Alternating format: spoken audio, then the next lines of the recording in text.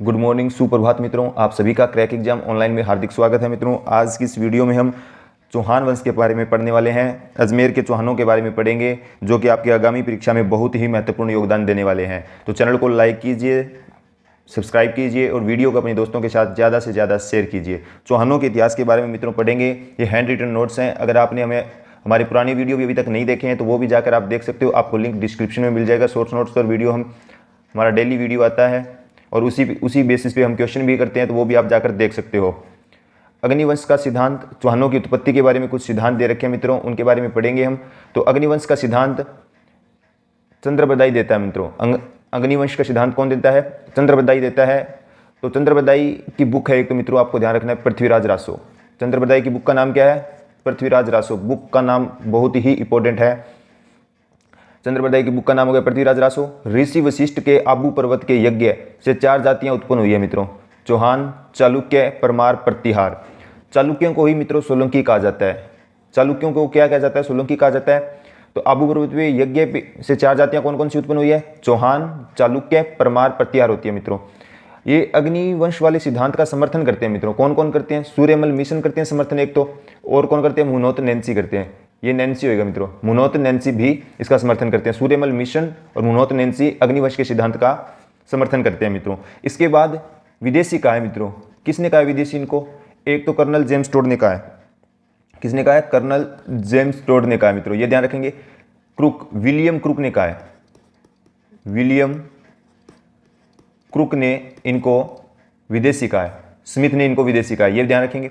इसके बाद सूर्यवंशी कौन कौन कहता है इनको? सूर्यवंशी कौन कौन कहता है मित्रों? गौरीशंकर हीराचंद ओझा। गौरीशंकर हीराचंद ओझा इनको सूर्यवंशी कहते हैं। चंद्रवंशी, हांसी अभिलेख में, हांसी जो शिलालेख मिला है वहाँ ये चंद्रवंशी कहा गया है। हांसी के अंदर शिलालेख मिला है, वहाँ चंद्रवंशी कहा गया है। अचलेश्वर अभिलेख के अंदर, ये अचलेश्वर अभिलेख है मित्रों, आबू अचलेश्वर अभिलेख के अंदर चंद्रवंशी कहा गया है।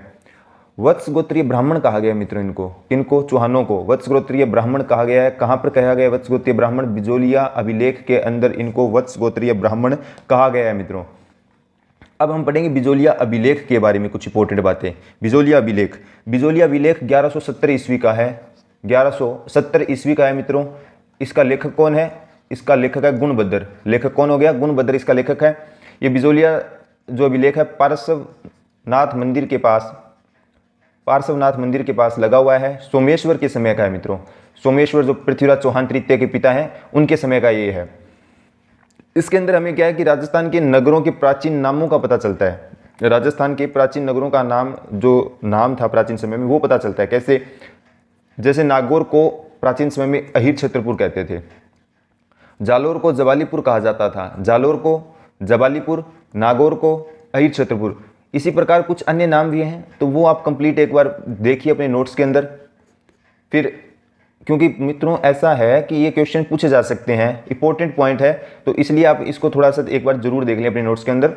उत्पत्ति स्थल मित्रों स्पादलक सांबर झील के आसपास का था। उत्पत्ति, जो चौहानों की उत्पत्ति का स्थल के बारे में अगर पॉइंट पूछा जाए तो स्पादलक सांबर झील के आसपास का। और इन्होंने राजधानी, पहले इनकी राजधानी बनाई अहिर छत्रपुर, नागौर में राजधानी थी। फिर ये सांबर में चले गए, बाद में ये सांबर में चले जाते हैं। फर्स्ट राजधानी ये अहिर छत्रपुर नागौर को बनाते हैं, बाद में ये सांबर को अपनी राजधानी बना लेते हैं। अब इनके शासकों के बारे में पढ़ेंगे, राजा कौन कौन थे। तो प्रथम हम पढ़ने वाले हैं वासुदेव के बारे में। किसके बारे में पढ़ेंगे? वासुदेव के बारे में पढ़ेंगे। वासुदेव, एक तो ध्यान देने वाली बात है, 551 ईस्वी के अंदर चौहान राज्य की स्थापना करता है। कब करता है? 551 ईस्वी के अंदर चौहान राज्य की स्थापना करता है। सभी के सभी जो पॉइंट लिखे गए मित्रों इंपॉर्टेंट है, आपके एग्जाम की दृष्टि से इनको लिखा गया है, बिल्कुल इंपॉर्टेंट है। कम समय में हमने प्रयास किया कि आपको ज़्यादा से ज़्यादा मैटर मिल सके। राजशेखर की पुस्तक है मित्रों प्रबंध कोश। ये राजशेखर की जो पुस्तक है ना प्रबंध कोश, इसके अंदर हमें ये जानकारी मिलती है कि चौहान राज्य की स्थापना वासुदेव करता है 551 ईस्वी के अंदर। ये जानकारी हमें प्रबंध कोश के अंदर मिलती है। ये जानकारी हमें कहाँ मिल रही है? प्रबंध कोश के अंदर मिल रही है मित्रों। इसके बाद नेक्स्ट जो राजा रहेगा गुवक रहेगा। नेक्स्ट राजा कौन सा रहेगा? गुवक रहेगा। प्रथम ये स्वतंत्र चौहान राजा था। प्रथम स्वतंत्र चौहान राजा था। पहले जो चौहान थे प्रतिहारों के सामंत हुआ करते थे। पहले प्रतिहारों के सामंत हुआ करते थे, और ये गुवक जो है प्रथम स्वतंत्र चौहान राजा था। इसने नागभट्ट सेकंड की अधीनता मानने से मना कर दिया। ये प्रतिहार राजा है मित्रों, नागभट्ट सेकंड। तो इसने गुवक ने नागभट्ट सेकंड की अधीनता स्वीकार करने से मना कर दिया। तो नागभट्ट सेकंड इसको वीर की उपाधि देता है मित्रों, किसकी? वीर नाम से इसको उपाधि देता है। ये भी आप ध्यान रखेंगे, सभी के सभी पॉइंट इंपॉर्टेंट है, ध्यान रखेंगे। इसके बाद हम नेक्स्ट राजा पढ़ेंगे चंदन राज के बारे में। चंदन राज के बारे में इंपॉर्टेंट बात मित्रों इसकी रानी के रिलेटेड है। रानी आत्म प्रभा, जिसे हम रुद्रानी भी कहते हैं, आत्म प्रभा रुद्रानी कहते हैं, शिव की पूजा करती थी पुष्कर झील में, योगिक क्रिया में निपुण थी। आत्म प्रभा शिव की पूजा करती और योगिक क्रिया में निपुण थी मित्रों। इसने आत्म प्रभा ने मित्रों पुष्कर झील में 1000 दीपक भी जलाए थे, 1000 दीपक जलाए थे। ये पॉइंट भी आप ध्यान रख सकते हो। चंदन राज के बाद में राजा बनता है वाकपति राज। कौन बनता है? वाकपति राज राजा बनता है। ये वाकपति राज इंपॉर्टेंट क्यों मित्रों? इसे 108 युद्धों का विजेता कहा गया है। ये पॉइंट इंपॉर्टेंट है, काफी इंपॉर्टेंट बात यहाँ पे है कि 108 युद्धों का विजेता किसे कहा गया है? वाकपति राज को कहा गया है। अब यहाँ पे इंपॉर्टेंट बात मैं आपको एक और बताता हूँ कि वाकपति राज जो है ना, इसका पुत्र है लक्ष्मण राज, या उसको कह दो आप लखन सिंह, ये भी कह सकते हो, ये भी आता है इस तरह। लक्ष्मण राज बोलो, लखन सिंह बोलो। ये 950 ईस्वी के अंदर, 950 ईस्वी के अंदर चौहान राज्य की स्थापना करता है। कहाँ पर? चौहान राज्य की स्थापना कहाँ पर करता है? नाडोल के अंदर चौहान राज्य की स्थापना करता है। मतलब चौहानों की एक शाखा नाडोल चली जाती है। कहाँ से कब जाती है? लखन सिंह के बाद लखन सिंह वहाँ चला जाता है नाडोल के अंदर। ये ध्यान रखने वाली बात है। इसके बाद अजय राज आएगा मित्रों, इंपॉर्टेंट राजा यही है। लेकिन इससे पहले मैं आपको दो इंपॉर्टेंट बात बताना चाहता हूँ। एक तो कि अजय राज जो है पृथ्वीराज फर्स्ट, गौर करना मैं आपको क्या कर रहा हूँ, पृथ्वीराज फर्स्ट का पुत्र है मित्रों। ये अजय राज किसका पुत्र है? पृथ्वीराज फर्स्ट का पुत्र है। और पृथ्वीराज फर्स्ट से भी पहले एक पॉइंट आपको नोट लगाकर आप लिख लो, नोट लगाकर ये पॉइंट जरूर लिख लो, इंपॉर्टेंट बात है, ये बहुत ज़्यादा इंपॉर्टेंट बात है, आप नोट लगाकर इसे लिखें। 1024 ईस्वी के अंदर महमूद गजनवी का आक्रमण होता है मित्रों। महमूद गजनवी का आक्रमण होता है। और आक्रमण के समय राजा कौन होता है? महमूद गजनवी का 1024 ईस्वी में आक्रमण होता है। उस समय अजमेर का राजा कौन होता है? वीर्य राम चौहान उस समय राजा होता है मित्रों। ध्यान रखेंगे, नोट लगाकर मैं आपको अभी भी कह रहा हूं, नोट लगाकर इस पॉइंट को आप लिख लें। 1024 ईस्वी में महमूद गजनवी आक्रमण करता है, वीर्य राम चौहान उस समय राजा होता है। पूछा जा सकता है 1024 में महमूद गजनवी आक्रमण करता है, तब राजा कौन था? तो वीर्य राम चौहान करेंगे। ये पृथ्वीराज फर्स्ट से भी पहले है। इसके बाद पृथ्वीराज फर्स्ट आएगा। इस पृथ्वीराज फर्स्ट के बारे में कोई ज़्यादा इंपॉर्टेंट बातें नहीं है। इंपॉर्टेंट बात है क्या कि इसका पुत्र कौन है? इसका पुत्र है अजय राज। ये बात ध्यान देने वाली बात है, मैं आपको अभी कह रहा हूँ, ये पॉइंट ध्यान रखना, बहुत काम आएगा आपके। अब हम पढ़ेंगे अजय राज के बारे में। अजय राज के बारे में एक बात तो मैंने आपको कितनी बार बोल दी कि 1113 ईस्वी में अजमेर की स्थापना करता है, आपको याद हो गया होगा। अजय मेरुगढ़ का निर्माण करवाता है, मतलब किले का निर्माण करवा रहा है वहाँ पर। अजय मेरुगढ़ किले का निर्माण करवा रहा है, 1113 ईस्वी में अजमेर की स्थापना कर रहा है। रानी सोमलेखा के नाम से सिक्के चलाता है ये, रानी सोमलेखा के नाम से सिक्के चलाता है। अब जैसे मित्रों यहाँ पर स्थापना की बात आई है, जितनी भी स्थापना आपने पढ़ी है या याद है या एक बार देख कर लिखो, मैं आपको कहना चाहूँगा उनको लिखें, आप याद करें, एक दो बार लिख कर याद हो जाएगी।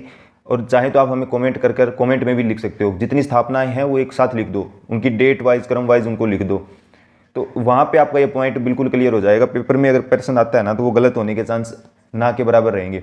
अर्णोराज, अब राजा बनता है अर्णोराज। इसके बारे में इंपॉर्टेंट बातें क्या हैं? एक तो इसको आना जी कहा जाता है, आना जी कहते हैं इसको, ये इंपॉर्टेंट बात हो गई। आना सागर झील का निर्माण करवाता है, आना सागर झील का निर्माण करवाता है अजमेर के अंदर। वरा मंदिर पुष्कर में निर्माण करवा रहा है। ये दो इंपॉर्टेंट बात होगी इसके रिलेटेड। आना सागर झील का निर्माण करवा रहा है अजमेर के अंदर, वरा मंदिर पुष्कर के अंदर निर्माण करवा रहा है। 1135 ईस्वी में अजमेर में तुर्कों को हराया, 1135 ईस्वी में ये अजमेर में तुर्कों को हराता है। और मालवा राजा नरवर्मन को भी हरा देता है मित्रों। मालवा का राजा होता है नरवर्मन, उसको भी हरा देता है। मालवा के राजा नरवर्मन को भी हरा देता है। तो आपको वीडियो कैसा लग रहा है?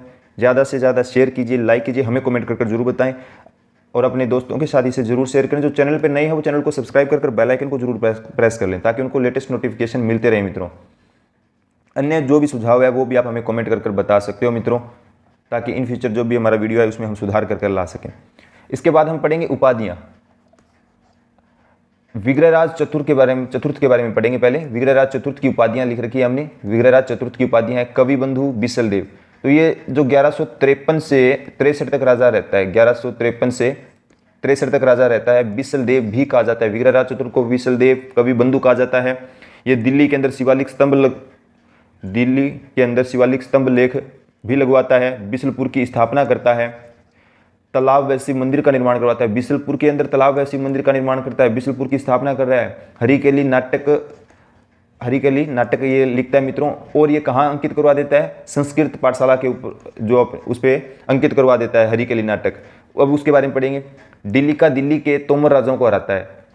दिल्ली के तोमर राजाओं को हराता है, ये बात होगी। तो दिल्ली के तोमर राजाओं को हराने के बाद ही तो दिल्ली शिवालिक स्तंभ लगवाता है। ये दिल्ली शिवालिक स्तंभ लगवाया इसने। अजमेर में संस्कृत कंठाभरण पाठशाला, ये ध्यान रखेंगे आप, कंठाभरण पाठशाला वाली बात ध्यान रखेंगे। ऐसा भी पूछा जाता है, क्वेश्चन आते हैं मित्रों इस प्रकार का। संस्कृत पाठशाला न लिखकर कंठाभरण पाठशाला लिख दें तो आप वही समझेंगे। संस्कृत कंठाभरण पाठशाला का निर्माण करवाता है। सरस्वती मंदिर का निर्माण करवा रहे हैं। और मित्रों इसके अलावा कुतुबुद्दीन ऐबक जो होता है ना, इसे 2.5 दिन के झोंपड़े में बदल देता है। 2.5 दिन के झोंपड़े में इसको बदल देता है, यानी कि मस्जिद बना देता है। राजस्थान की प्रथम मस्जिद पूछा जाए तो यही होएगा, राजस्थान की प्रथम मस्जिद हो जाएगा। 2.5 दिन के झोंपड़े में इसको बदल देता है, ये ध्यान रखेंगे आप। मस्जिद होती है ये, और प्रथम मस्जिद पूछा जाए तो ये संस्कृत कंठाभरण पाठशाला होगी। अब इसको हम किस नाम से जानते हैं? 2.5 दिन के झोंपड़े के नाम से जानते हैं। तो यहाँ से प्राप्त अभिलेख में इनको चौहानों को सूर्यवंशी कहा गया है। कहाँ से प्राप्त अभिलेख? जो अजमेर संस्कृत पाठशाला है ना, वहाँ से एक अभिलेख प्राप्त हुआ है, और वहाँ पर इन चौहानों को क्या है? सूर्यवंशी कहा गया है। ध्यान रखने वाली बात है, इंपॉर्टेंट है। सूर्यवंशी कहा गया है। कहाँ पर? अजमेर में संस्कृत कंठाभरण पाठशाला में, जहाँ इनको मिला है। इसके बाद मित्रों हम इनके दरबारी विद्वान के बारे में जान लेते हैं। सोमदेव इनके दरबारी विद्वान थे। उन्होंने ललित विग्रहराज नामक पुस्तक लिखी। ललित विग्रहराज नामक पुस्तक किसकी है? सोमदेव की है, याद रखेंगे। और नरपति नालय भी इनके दरबारी विद्वान थे। बिसल देव रासो लिखते हैं। नरपति नालय की पुस्तक है बिसल देव रासो, गोडवाड़ी भाषा के अंदर है। गोडवाड़ी भाषा क्या है? मारवाड़ी भाषा की उपभाषा होती है मित्रों। उपबोली उसकी उपभाषा मारवाड़ी भाषा की उपभाषा होगी गोडवाड़ी भाषा। ये बाली पाली से आहोर जालोर तक बोली जाती है। बाली पाली से लेकर आहोर जालोर तक बोली जाती है। जो इंपॉर्टेंट पॉइंट थे मैंने आपको बता दिए हैं। हमने प्रयास किया कि कोई भी पॉइंट छूटे ना, और फिर भी आपको अगर कोई वीडियो में सुझाव लगे तो हमें कमेंट कर बता सकते हैं। हमने कम समय में ज़्यादा से ज़्यादा आपको डेटा देने का प्रयास किया है। इसको अपने दोस्तों के साथ शेयर कीजिए, लाइक कीजिए, हमें कमेंट करके बताइए मित्रों। इसके साथ हमारे प्रीवियस ईयर प्रश्न पेपर भी आ रहे हैं। प्रीवियस ईयर जो पेपर हैं RSSMB के द्वारा, वो हम करवा रहे हैं। मूमल की बुक पर भी क्वेश्चन आ रहे हैं, और इसको भी हम पूरी हिस्ट्री को टॉपिक वाइज क्लियर करने वाले हैं। पूरी हिस्ट्री को टॉपिक वाइज क्लियर करने वाले हैं। इसके अलावा मैं आपको बता देता हूं, अगर कला संस्कृति का वीडियो भी हम ऐसे ही नोट्स लेके आएंगे, शॉर्ट नोट्स। लेकिन अगर आपका अच्छा रिस्पांस हिस्ट्री पर रहता है तभी ये चीज़ पॉसिबल हो पाएगी। मित्रों मैं आपके लिए इतनी मेहनत कर रहा हूं, तो प्लीज़ आप ज़्यादा से ज़्यादा शेयर कीजिए। हमारे 1000 सब्सक्राइबर का टारगेट कंप्लीट कीजिए। जल्दी से सब्सक्राइब कराइए, अपने दोस्तों को शेयर कीजिए। 1000 सब्सक्राइबर का टारगेट कंप्लीट कीजिए। और मित्रों जैसे ही ये कंप्लीट होता है मैं आपको PDF टेलीग्राम चैनल पर प्रोवाइड करवा दूंगा। PDF चैनल हमारे टेलीग्राम चैनल पर प्रोवाइड करवा दूंगा, लिंक आपको डिस्क्रिप्शन में मिल जाएगा। मित्रों अब हम पढ़ेंगे पृथ्वीराज सेकंड के बारे में। पृथ्वीराज सेकंड जो है ना, मैंने आपको बताया पृथ्वीराज फर्स्ट तो अजय राज से पहले आ गया। ये पृथ्वीराज सेकंड के बारे में पढ़ेंगे। एक तो ध्यान देने वाली बात है कि पृथ्वीराज सेकंड कौन है? जगदेव का पुत्र है मित्रों। ये पॉइंट मैं आपको क्लियर कराऊंगा। जैसे ही हमारी ये टॉपिक कवर होता है ना, कंप्लीट होता है, उसके लास्ट में मैं आपको एक मैप और एक फ्लो डायग्राम आप बोल सकते हो, उसके हिसाब से मैं आपको ये जो पृथ्वीराज सेकंड फर्स्ट जो डाउट है ना वो क्लियर करवा दूंगा। पूरा फ्लो डायग्राम बनाऊंगा, उसका आप एक स्क्रीनशॉट ले लेना और 1-2 बार उसको देख लेना, आपका ये पॉइंट बिल्कुल क्लियर हो जाएगा। प्रश्न बहुत बार पूछा जाता है। जगदेव का पुत्र होता है पृथ्वीराज सेकंड। एक बात ध्यान देने वाली बात हो गई। और बात क्या होगी कि 1167 ईस्वी में हांसी अभिलेख इसी के समय लगा हुआ है मित्रों। पृथ्वीराज सेकंड के समय ही लगा हुआ है हांसी अभिलेख, देख सकते हो आप। 1167 ईस्वी में हांसी अभिलेख इसी के समय लगता है। एक पॉइंट और ध्यान देने वाला बात है, ये अजमेर का राजा बनता है अपरांग्य को हराकर। ये अपरांग्य जो है ना, विग्रहराज चतुर्थ या बिसल देव का बोल सकते हो पुत्र है। अपरांग्य कौन है? बिसल देव का पुत्र है। और पृथ्वीराज किसका पुत्र है? जगदेव का। ये पॉइंट ध्यान देने वाला है, मैं आपको इसीलिए बार बार बता रहा हूं। इसके बाद हम सोमेश्वर के बारे में पढ़ेंगे। सोमेश्वर जो है ना, अर्णोराज का सबसे छोटा पुत्र है। अर्णोराज का सबसे छोटा पुत्र था। और सोमेश्वर के 2 पुत्र हुए मित्रों, ध्यान दें, अपने को याद रखने वाले 2 पुत्र हैं। पृथ्वीराज तृतीय, वो आप सभी को पता है, और एक हो गई हरिराज। ये भी आपको ध्यान रखने हैं, हरिराज, पृथ्वीराज तृतीय और हरिराज हो गए। बचपन का नाम सोमेश्वर के बचपन का नाम क्या था? प्रताप लंकेश्वर था। प्रताप लंकेश्वर सोमेश्वर के बचपन का नाम था। अजमेर में 5 मंदिर बनवाता है जिन्हें 5 कल्प वृक्ष कहा जाता है। 5 कल्प वृक्ष किन्हें कहा जाता है? अजमेर में जो 5 मंदिर बनवाता है, कौन? सोमेश्वर, उनको 5 कल्प वृक्ष कहा जाता है। वीडियो को अपने दोस्तों के साथ ज़्यादा से ज़्यादा शेयर कीजिए। पृथ्वीराज तृतीय के बारे में हम पढ़ने वाले हैं मित्रों। पृथ्वीराज तृतीय, एक तो इनका शासन पीरियड भी आपको ध्यान रखना है। पृथ्वीराज तृतीय का 1197 से 1192 ईस्वी तक इनका शासन रहता है मित्रों। ये कम ही उम्र के 11 वर्ष की उम्र में राजा बन जाते हैं। इनकी माता होती है कर्पूरी देवी, जो इनकी संरक्षिका बनती है, कर्पूरी देवी। ये पॉइंट ध्यान देने वाली बात थी। अब इसके बाद कुछ और इंपॉर्टेंट फैक्टर जो मैं आपको बता देता हूँ। चाचा होते हैं नागार्जुन व अपरांगे। चाचा कौन हो गए? नागार्जुन व अपरांगे इसके चाचा हैं। के विद्रोह को दबाता है, ये पॉइंट आपको ध्यान देना है। इसके बाद एक इंपॉर्टेंट बात यह है, त्राइन के युद्ध से भी पहले आप एक ध्यान रखोगे, तुमुल का युद्ध होता है। तुमुल के युद्ध को महोबा का युद्ध भी कहा जाता है। तुमुल के युद्ध को महोबा का युद्ध भी कहा जाता है, ये भी आप ध्यान रखोगे। तो ये होता किन के बीच है? पृथ्वीराज तृतीय के मध्य, परमारी देव चंदेल के मध्य। परमारी देव चंदेल वर्सेस पृथ्वीराज होता है। इस युद्ध में पृथ्वीराज जीत जाता है। पृथ्वीराज जीत जाता है और परमारी देव चंदेल के 2 सेनापति होते हैं, आला और उदल। आला और उदल इस युद्ध में मारे जाते हैं। इस युद्ध में मारे जाते हैं कौन? आला और उदल, जो कि परमारी देव चंदेल के सेनापति होते हैं। इसके बाद महोबा का प्रशासक किसे बना देता है? पृथ्वीराज युद्ध जीत जाता है तो प्रशासक नियुक्त करता है मित्रों वो पंजुन राय को। पंजुन राय को महोबा का प्रशासक नियुक्त कर देता है। ये पॉइंट ध्यान देने वाला था। इसके बाद तराइन का प्रथम युद्ध मित्रों, हमने युद्ध पे भी एक सेपरेट वीडियो बना रखा है, वो भी आप जाकर देख सकते हो। मैं आपको लिंक डिस्क्रिप्शन में प्रोवाइड करवा दूंगा। तराइन का प्रथम युद्ध 1191 ईस्वी के अंदर होता है। इसके अंदर पृथ्वीराज चौहान जीत जाता है। किसके मध्य होता है? मोहम्मद गोरी के मध्य। तो इसमें फर्स्ट वाले में तो पृथ्वीराज चौहान तृतीय जीत जाता है। सेकंड में मोहम्मद गोरी वर्सेस पृथ्वीराज चौहान ही होता है मित्रों, और सेकंड में जीत जाता है मोहम्मद गोरी। अब एक ध्यान देने वाली बात है, जो फर्स्ट में जीतता है ना, उसमें चामुंड राय सेनापति होता है मित्रों। सेनापति का नाम ध्यान रखना इंपॉर्टेंट है। सेनापति का नाम काफ़ी इंपॉर्टेंट है। चामुंड राय सेनापति होता है फर्स्ट युद्ध के अंदर। त्राइन के फर्स्ट युद्ध में 1191 ईस्वी में होता है, चामुंड राय सेनापति होता है। एक मित्रों आपको थोड़ा सा ध्यान देने वाला पॉइंट यह है कि चौहान गढ़वाल विवाद है पृथ्वीराज और जयचंद के मध्य। जयचंद कहाँ से? कनौज से। चौहान गढ़वाल विवाद है पृथ्वीराज चौहान तृतीय के मध्य वर्सेस जयचंद गढ़वाल कनौज। तो जयचंद की पुत्री को लेकर, पुत्री का नाम जो आपको पता ही होगा, संयोगिता को लेकर यह विवाद हो गया था। ये इस विवाद की हमें जानकारी मिलती है, ये बात इंपॉर्टेंट है। कहाँ से मिल रही है? दशरथ शर्मा की पुस्तक है the early Chauhan dynasties. The early Chauhan dynasties के अंदर हमें ये जानकारी मिलती है, जो कि पृथ्वीराज चौहान तृतीय और कनौज के मध्य जो चौहान गढ़वाल विवाद की जानकारी दशरथ शर्मा की पुस्तक द अर्ली चौहान डायनेस्टीज के अंदर हमें जानकारी मिलती है। इसके प्रमुख मंत्री भुवनमल केमास, भुवनमल और केमास इसके प्रमुख मंत्री थे। दरबारी विद्वान आपको ध्यान रखने, दरबारी विद्वान कौन कौन थे मित्रों? दरबारी विद्वान मित्रों चंद बरदाई थे। चंद्र मत कर देना, चंद बरदाई थे। चंद बरदाई थे और उनको पृथ्वी भट्ट भी कहते हैं। पृथ्वीराज रासो, ये मैंने आपको पहले ही बता दी है। चंद बरदाई, पृथ्वी भट्ट उनको कहा जाता है। पृथ्वीराज रासो उनकी पुस्तक है। जयानक की पृथ्वीराज विजय है। ये पृथ्वीराज विजय आप ध्यान रखोगे, इंपॉर्टेंट पुस्तक है मित्रों, पूछी जाती है एग्जाम में, पूछी जाती है। जयानक की पुस्तक का नाम क्या है? पृथ्वीराज विजय है। विद्यापति गौड़, वागीश्वर, जनार्दन, विश्वरूप। विद्यापति गौड़, वागीश्वर, जनार्दन, विश्वरूप, आप ये ध्यान रखोगे, इनके दरबारी विद्वान थे। अब मैं आपको बता रहा था कि मैं आपको मैप के माध्यम से कुछ इंपॉर्टेंट जानकारी देने वाला हूँ।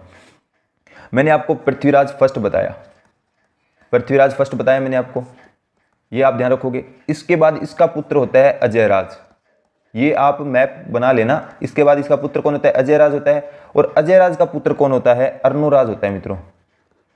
अजयराज का पुत्र कौन होता है? अर्णोराज होता है। और अर्णोराज के होते हैं 3 पुत्र। ध्यान देने वाली बात है, अर्णोराज के भी 3 पुत्र होते हैं, वो आप ध्यान रखोगे पॉइंट को। 3 पुत्र हैं मित्रों। तीनों पुत्रों के नाम, एक का नाम है मित्रों जगदेव, मैंने आपको बताया था, जगदेव हो गया। एक का नाम हो जाएगा बिसलदेव, जिसे विग्रह राज चतुर्थ कहते हैं। एक नाम क्या हो गया? विग्रह राज चतुर्थ हो गया। उसके अलावा कौन हो गया? सोमेश्वर हो जाएगा मित्रों एक। मैं आपको ये क्यों बता रहा हूं? प्रश्न आता है मित्रों, इनको कालक्रम के अनुसार लगाने का क्वेश्चन आता है। कालक्रम के अनुसार लगाने का क्वेश्चन आता है, जो कि आपका यहीं से कवर हो पाएगा। पृथ्वीराज फर्स्ट होता है, फिर अजयराज, फिर अर्णोराज। अब मैं आपको यहाँ पर इसके अर्णोराज के 3 पुत्र हुए, जगदेव, विग्रहराज चतुर्थ और सोमेश्वर। इनके बारे में मैं आपको जानकारी देता हूँ। एक तो जो जगदेव होता है ना मित्रों, अपने पिता की हत्या कर देता है, पिता की हत्या कर राजा बनता है जगदेव। तो ये कुछ ही समय तक राजा रहा, क्योंकि पिता की हत्या करने के कारण इसको सामंतों ने स्वीकार नहीं किया, जिसके कारण बाद में राजा कौन बनता है, विग्रहराज चतुर्थ राजा बनता है। इसके बाद राजा कौन बन रहा है, विग्रहराज चतुर्थ राजा बन रहा है। विग्रहराज चतुर्थ का कालक्रम आप थोड़ा सा ध्यान रख लेंगे, 1153 से 63 के आसपास, 1153 से 63। कालक्रम नहीं पूछेगा, थोड़ा सा आपको सिर्फ माइंड में सेट करने के लिए मैं बोल रहा हूँ कि विग्रहराज चतुर्थ 1153 से 63 तक बनता है। उसके बाद विग्रहराज चतुर्थ का पुत्र होता है मित्रों कौन, अपरंग्रे, ये राजा बनता है। विग्रहराज चतुर्थ के बाद राजा कौन बन रहा है, अपरंग्रे, इसका पुत्र बन रहा है। लेकिन जगदेव का पुत्र मैंने आपको बताया पृथ्वीराज द्वितीय, पृथ्वीराज जगदेव का पुत्र बता रहा हूं मैं आपको, पृथ्वीराज द्वितीय होता है। अपरंगे को हराकर राजा कौन बन रहा है, पृथ्वीराज सेकंड बन रहा है। इसका क्या है, 1164 से 69 तक, थोड़े समय तक रहता है, लेकिन ये ध्यान देने वाली बात है। इसके बाद राजा बन रहा है पृथ्वीराज सेकंड, 1164 से 69 के मध्य, और उसके बाद शासक बनता है मित्रों सोमेश्वर। अब राजा कौन बन रहा है, पृथ्वीराज सेकंड के बाद राजा बन रहा है सोमेश्वर, और सोमेश्वर का कालक्रम है 1169 से 77 तक, 1169 से 77 तक पृथ्वीराज। इसके बाद पृथ्वीराज तृतीय आ जाएंगे। अभी आपको एक बार थोड़ा सा रिकॉल कर लीजिए, पृथ्वीराज फर्स्ट होते हैं, उसके पुत्र का नाम अजयराज। आप मैप का स्क्रीनशॉट ले लिए या अपने नोटबुक में इसको नोट डाउन जरूर कर लीजिए। इसके बाद अजयराज का पुत्र अनुराज राजा बनता है। अनुराज के 3 पुत्र जगदेव, विग्रहराज चतुर्थ, सोमेश्वर। जगदेव जो होता है अपने पिता की हत्या कर राजा बनता है, तो सामंतों ने उसे स्वीकार नहीं किया, सामंत स्वीकार नहीं करते हैं, इस कारण अगला राजा बनता है विग्रहराज चतुर्थ। फिर विग्रहराज चतुर्थ का पुत्र होता है अपरंग्रे, जो राजा बनता है। विग्रहराज चतुर्थ का थोड़ा सा कालक्रम अगर आपको याद रहे तो रख लेना, 1153 के आसपास। आप थोड़ा सा बस उसको कालक्रम के अनुसार सेट करने के लिए बस याद रखना है इसको। अपरंग्रे को हराकर पृथ्वीराज सेकंड, जो कि जगदेव का पुत्र होता है, राजा बनता है, और जगदेव थोड़े समय तक पृथ्वीराज सेकंड राजा रहता है। उसके बाद सोमेश्वर राजा बनता है मित्रों, पृथ्वीराज सेकंड के बाद बन रहा है, फिर पृथ्वीराज चौहान तृतीय आ जाएंगे। ये आप सभी को पता होगा। वीडियो आपको कैसा लगा हमें कमेंट करके बताएं, ज़्यादा से ज़्यादा शेयर कीजिए, लाइक कीजिए, और जो भी चैनल पर साथी नया है वो चैनल को सब्सक्राइब कर बेल आइकन को प्रेस जरूर कर ले, ताकि उनको लेटेस्ट नोटिफिकेशन भी मिलते रहें। Thank you friends.